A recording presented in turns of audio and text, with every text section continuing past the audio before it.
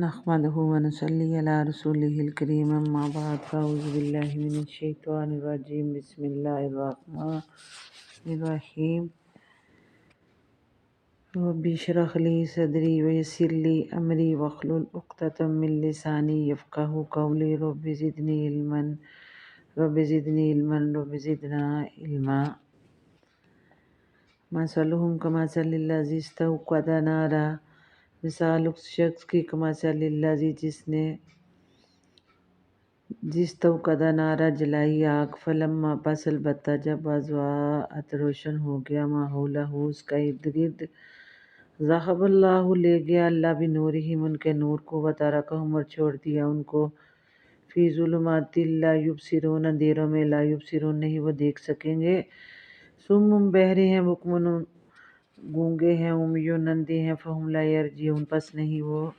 لوٹائے جائیں گے۔ مثال کو عربی میں مثیل بھی کہتے ہیں اور اس کی جمع امثال بھی آتی ہے۔ جس طرح اللہ تعالیٰ نے قرآن پاک میں فرمایا وَتِلْكَ الْأَمْثَالُ یہ مثالیں ہم لوگوں کے لیے بیان کرتے ہیں جن کو صرف عالم یعنی کہ جاننے والے ہی سمجھ سکتے ہیں۔ اب یہاں دو مثالوں کا ذکر اللہ تبارک و تعالیٰ نے منافقوں کے بارے میں کیا کہ منافقین کی ساری عادات کے متعلق اللہ تبارک و تعالیٰ نے مسلمانوں کو آگاہ کر دیا کہ سب سے بڑی تو ان میں 3 نشانیاں ہوتی ہیں کہ وعدہ کرتے ہیں اس کو پورا نہیں کرتے، امانت میں خیانت کرتے ہیں اور جھوٹ بولتے ہیں۔ تو اللہ تبارک و تعالیٰ فرماتے ہیں مثال اس شخص کی یعنی جس نے جلائی آگ، اس آگ سے مراد نور ایمان ہے، یعنی کہ اس نے جب تک کلمہ پڑھا مسلمان ہوا اسے کوئی بلائی لگی یا اسے کوئی اپنا فائدہ لگا تو اتنی دیر وہ اس آگ کی طرح اس کا ایمان بھی چلتا رہا، اور جب آگ بجھ گئی تو وہ شک و شبہ اور کفر و نفاق میں رہ گیا، نہ تو وہ راہ راست کو دیکھ سکتے تھے اور نہ ہی وہ اس کی بھلی بات سن سکتے تھے، نہ کسی سے بھلائی کا سوال کر سکتے۔ اب لوٹ کر آنا بھی ان کے لیے محال تھا، کیونکہ یہ ان لوگوں کی مثال اس طرح تھی کہ حضور صلی اللہ علیہ وسلم جب مدینہ تشریف لائے اور کچھ لوگ اسلام میں آئے مگر بعد میں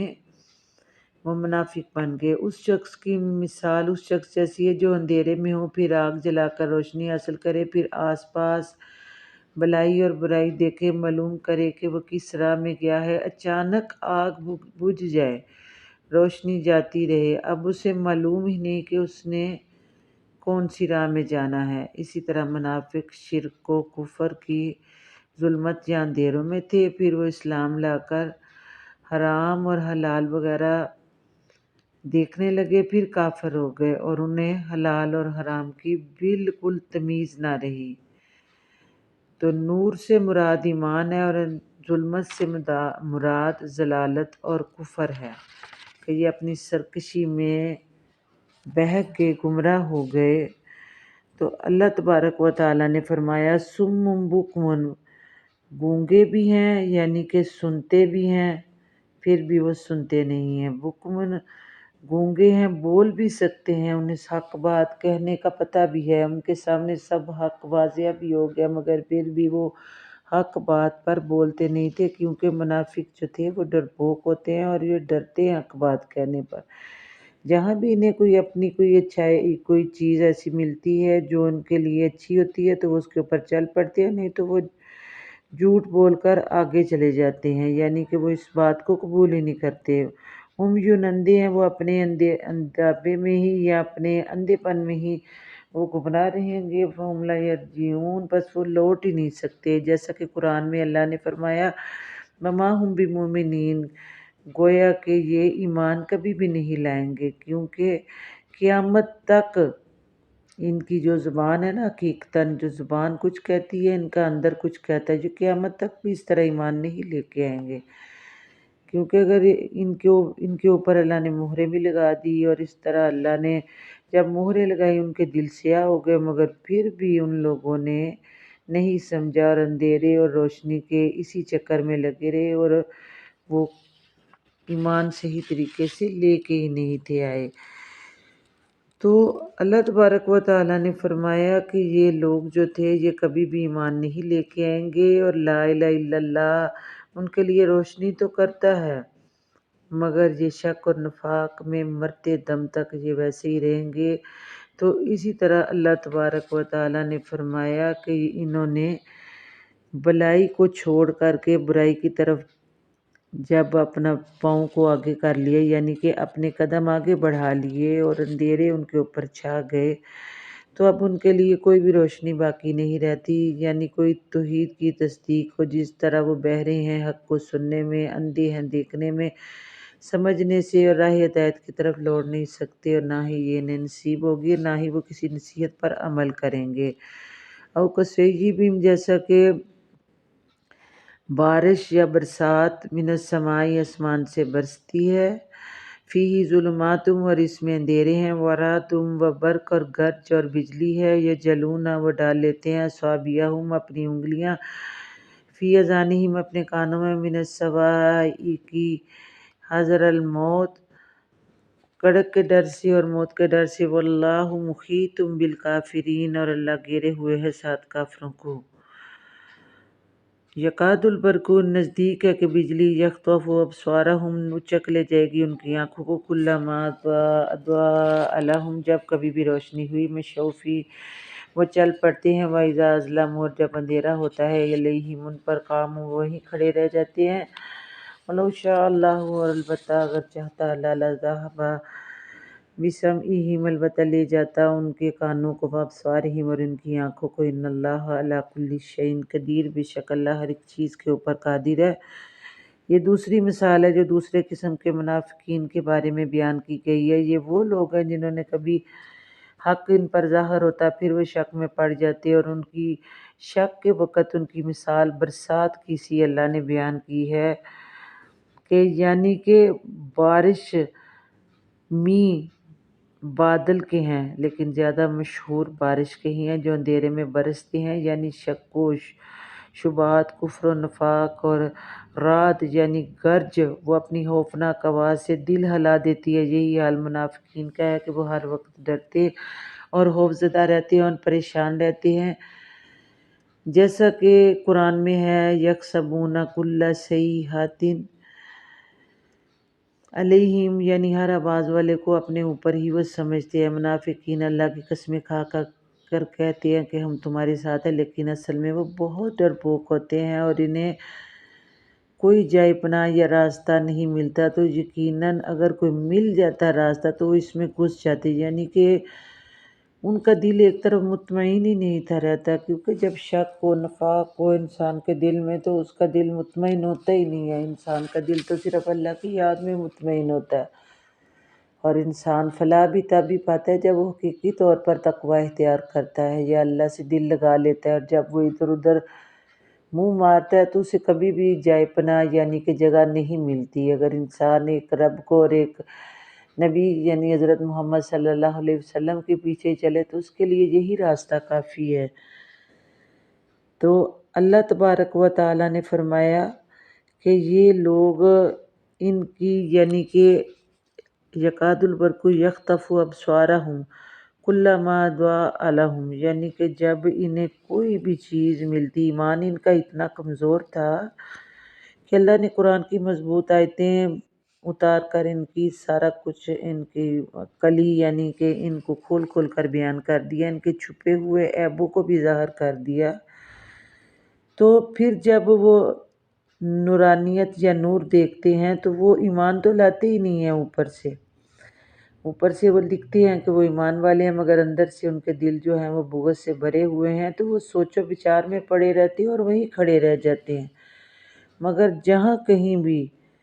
ان کے اوپر اندھیرا ہو جاتا ہے تو وہ کھڑے ہو جاتے ہیں، یعنی ایمان جب ان پر ظاہر ہوتا ہے، ذرا سی روشنی ہوتی ہے تو پھر وہ کھڑے ہو جاتے ہیں، اور جب دیکھتے ہیں کہ اندھیرا اور ظلمت سے بھر گئے پھر وہ کھڑے رہ جاتے ہیں، یعنی ایک جگہ تو وہ سکون کرتے ہی نہیں ہیں۔ جیسے کہ اسلام کو ذرا عروج ملا تو ان کے دلوں میں قدرے سکون پیدا ہوا ہے، لیکن جہاں بھی وہ ایمان کو ذرا تھوڑی سی یعنی کہ کمزوری یعنی کہ تھوڑا سا اسلام میں تھوڑی سی کمزوری سی آئی تو وہیں وہ کھڑے رہ جاتے ہیں، یعنی ان کی اپنی کوئی سوچ نہیں ہے کہ ہمارے لیے بہتر کیا ہے، کیونکہ جب انسان اللہ کی طرف رجوع کرتا ہے تو آزمائشیں تو آتی ہیں، اللہ تو اسی لیے تو پرکھتا ہے کہ دیکھیں کہ انسان بندہ جو ہے وہ میرے اوپر یقین بھی کرتا ہے کہ نہیں، جیسے حضرت بلال تھے تو امیہ بن خلف جو تھا اس نے خریدا ہوا تھا اور آپ کے اوپر بہت ظلم کرتا تھا۔ ایک دن حضرت ابوبکر صدیق پاس سے گزرے تو وہ بھی حضرت بلال بھی ہوش پڑے تھے، تو انہوں نے کہا کہ تم کیوں اس کے اوپر ایسے کرتے ہو؟ تو حضرت بلال فوراً بولے، وہ کہنے لگے کہ یہ جو مرضی کرے میں حق سے ہٹنے والا نہیں ہوں، احدن احدن احدن کہ اللہ ایک ہے۔ وہ یہی پکارتے رہے یہاں تک کہ آج بھی اور رہتی دنیا تک حضرت بلال کا نام زندہ رہے گا، کیونکہ جب انسان کے دل میں ایمان آتا ہے تو وہ قدرتی بات ہے کہ آزمائشیں اس کے اوپر آتی ہیں۔ اللہ تعالیٰ نے ہر طرح کی آزمائش سے منافقین کا بتایا، بارش کی مثال دی، آگ کی مثال دی، روشنی کی مثال دی، ان کے ذرا سا سکون ہوا تو وہ کھڑے ہو جاتے ہیں، اور جیسے ہی انہیں کوئی تکلیف یا پریشانی نظر آتی ہے تو یہ بھی مثال دی کہ وہ وہیں کے وہیں بیٹھ جاتے ہیں، اور اندھے ہیں، گونگے اور بہرے ہیں، یہ لوگ تو کبھی ایمان لانے والے ہی نہیں ہیں۔ اور یہ 13 آیتیں اللہ تبارک و تعالیٰ نے بیان کی منافقین کے بارے میں، اور اس سے پتہ چلتا ہے کہ انسان کا سب سے بڑا جو میں سمجھتی ہوں کہ بدبخت انسان ہوتا ہے کہ جس کے دل میں کچھ ہوتا ہے اور زبان میں کچھ ہوتا ہے، کیونکہ انسان کو اگر انسانوں کے ساتھ ہی وہ مخلص رہ لینا تو اللہ سب کچھ جانتا ہے، اور اگر کوئی ایسی بات ہو تو انسان اللہ کے اوپر تقویٰ کر لے اور خاموش ہو جائے تو وہ بھی اس کے حق میں بہتر ہے۔ اسی طرح قیامت کے دن یہ لوگ جو تھے یہ ایمان والوں کو کہیں گے کہ ہمیں بھی اپنے ساتھ لے جاؤ، اور یہاں یہ بھی بیان کیا گیا، ابن مسعود فرماتے ہیں کہ ایمان والوں کو ایمان ان کے اعمال کے مطابق ملے گا، اگر کسی کے اعمال زیادہ اچھے ہوں گے تو اس کا نور بھی زیادہ ہوگا جب وہ پل صراط پر گزرے گا، تو کسی کا کھجور کے درخت جتنا، کسی کا آدم علیہ السلام کے قد جتنا، اور کسی کا صرف اتنا ہی کہ اس کا انگوٹھا ہی روشن ہوگا، کبھی بجھ جاتا ہو اور کبھی روشن ہو جاتا ہو، یعنی جتنا اعمال ہوگا اتنا اسے نور ملے گا۔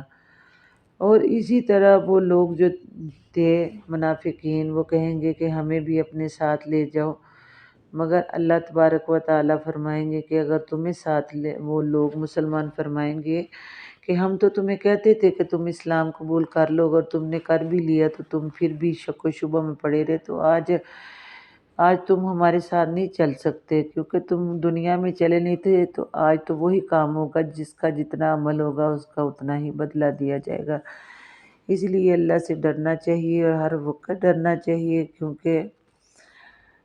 اللہ تبارک و تعالی کسی وقت بھی کسی بات پر بھی اگر اللہ پکڑ لے تو انسان کچھ نہیں کر سکتا۔ ہر حال میں ہر وقت اللہ تبارک و تعالی سے ڈرنا ہی بہتر ہے، اور استغفار کرنا۔ اللہ تبارک و تعالی ہم سب کی مغفرت فرمائے اور ہمیں منافقین اور ان کے شر سے بچائے، اور اللہ تعالی ہم سے راضی ہو، کیونکہ منافقین جو تھے انہوں نے اپنے لیے تو کچھ نہیں کیا بلکہ اپنے لیے ہی گڑھا کھودا جس میں وہ اسفل سافلین میں جائیں گے، اور ان کے لیے کوئی بھی مدد نہیں کرے گا۔